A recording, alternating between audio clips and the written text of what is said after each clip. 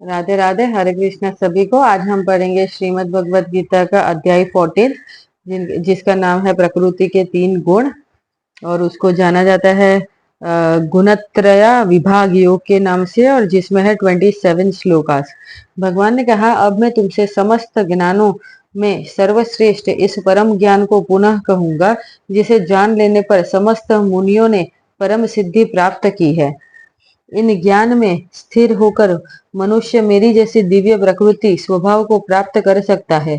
इस प्रकार स्थित हो जाने पर वह न तो सृष्टि के समय उत्पन्न होता है और न प्रलय के समय विचलित होता है। हे भरत पुत्र, ब्रह्म नामक समग्र भौतिक वस्तु जन्म का स्रोत है, और मैं इसी ब्रह्म को गर्भस्थ करता हूँ, जिससे समस्त जीवों का जन्म संभव होता है।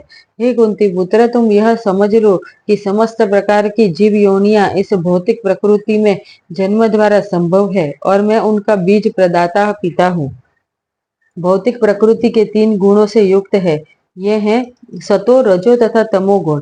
हे महाबाहु अर्जुन, जब शाश्वत जीव प्रकृति के संसर्ग में आता है तो वह इन गुणों से बंध जाता है। हे निष्पाप, सतोगुण अन्य गुणों की अपेक्षा अधिक शुद्ध होने के कारण प्रकाश प्रदान करने वाला और मनुष्य को सारे पाप कर्मों से मुक्त करने वाला है।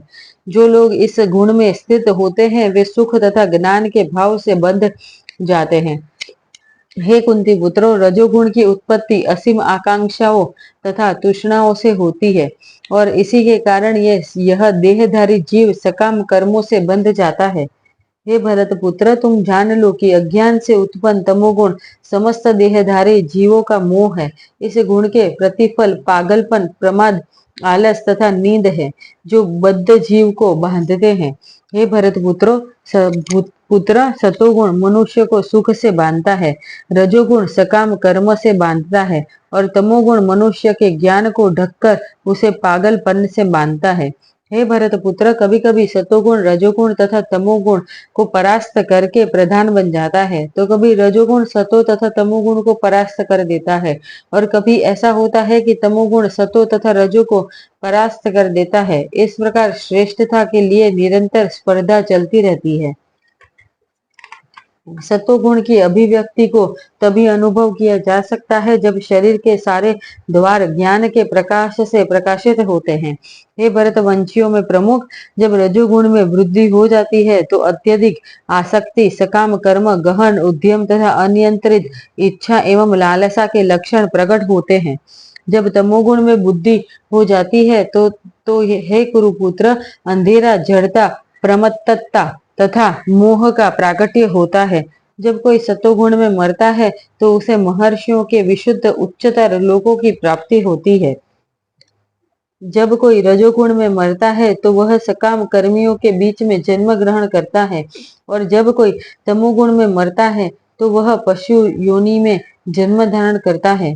पुण्य कर्म का फल शुद्ध होता है और सात्विक कहलाता है, लेकिन रजोगुण में संपन्न कर्म का फल दुख होता है, और तमोगुण में किए गए कर्म मूर्खता में प्रतिफलित होते हैं।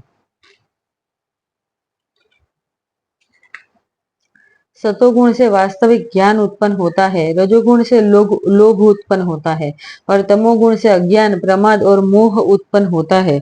सतोगुणी व्यक्ति क्रमश ऊपर उच्च लोगों को जाते हैं, रजोगुणी इसी पृथ्वी लोक में रह जाते हैं, और जो अत्यंत गर्हित तमोगुण में स्थित हैं वे नीचे नरक लोक को जाते हैं। जब कोई यह अच्छी तरह जान लेता है कि समस्त कार्यों में प्रकृति के तीन गुणों के अतिरिक्त अन्य कोई करता नहीं है, और जब वह परमेश्वर को जान लेता है जो इन तीनों गुणों से परे है, तो वह मेरे दिव्य स्वभाव को प्राप्त होता है। जब देहधारी जीव भौतिक शरीर से संबंध इन तीनों गुणों को लांघने में समर्थ होता है तो वह जन्म, मृत्यु, बुढ़ापा तथा उनके कष्टों से मुक्त हो सकता है, और इसी जीवन में अमृत का भोग कर सकता है। अर्जुन ने पूछा, हे भगवान, जो इन तीनों गुणों से परे है वह किन लक्षणों के द्वारा जाना जाता है, उसका आचरण कैसा होता है, और वह प्रकृति के गुणों को किस प्रकार लांघता है? भगवान ने कहा, हे पांडुपुत्र, जो प्रकाश, आसक्ति तथा मोह के उपस्थित होने पर न तो उनसे घृणा करता है और न लुप्त हो जाने पर उनकी इच्छा करता है। जो भौतिक गुणों की इन समस्त प्रक्रियाओं से निश्चल तथा अविचलित रहता है और यह जानकर कि केवल गुण ही क्रियाशील है, उदासीन तथा दिव्य बना रहता है, जो अपने आप में स्थित है और सुख तथा दुख को एक समान मानता है, जो मिट्टी के ढेले, पत्थर एवं स्वर्ण के टुकड़े को समान दृष्टि से देखता है, जो अनुकूल तथा प्रतिकूल के प्रति समान बना रहता है, जो धीर है और प्रशंसा तथा बुराई, मान तथा अपमान में समान भाव से रहता है, जो शत्रु तथा मित्र के साथ समान व्यवहार करता है और जिसने सारे भौतिक कार्यों का परित्याग कर दिया है, ऐसे व्यक्ति को प्रकृति के गुणों से अतीत कहते हैं। जो समस्त परिस्थितियों में अविचलित भाव से पूर्ण भक्ति में प्रवृत्त होता है, वह तुरंत ही प्रकृति के गुणों को लांघ जाता है और इस प्रकार ब्रह्म के स्तर तक पहुंच जाता है। और मैं ही उस निराकार ब्रह्म का आश्रय हूँ, जो अमर्त्य अमर्त्य अविनाशी तथा शाश्वत है और चरम सुख का स्वाभाविक पद है। यहाँ पे हमारा अध्याय 14 समाप्त होता है और हम इसे कृष्ण को समर्पण करेंगे। ओम तत्सदिति श्रीमद्भगवद गीतासु उपनिषत्सु ब्रह्म विद्यायां योग शास्त्रे श्री कृष्णार्जुन संवादे गुणत्रय विभाग योगो नाम चतुर्दशोऽध्यायः। ओम श्री कृष्णार्पणमस्तु।